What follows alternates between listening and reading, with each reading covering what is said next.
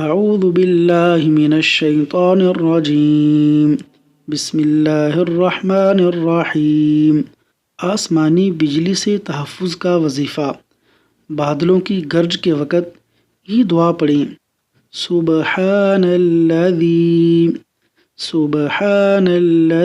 یسبح الرعد بحمدہ، سبحان الذی یسبح الرعد بحمدہ والملائکۃ من خیفتہ۔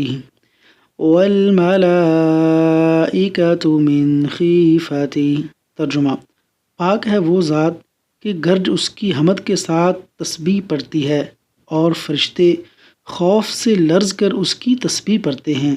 الادب المفرد، حدیث نمبر 558۔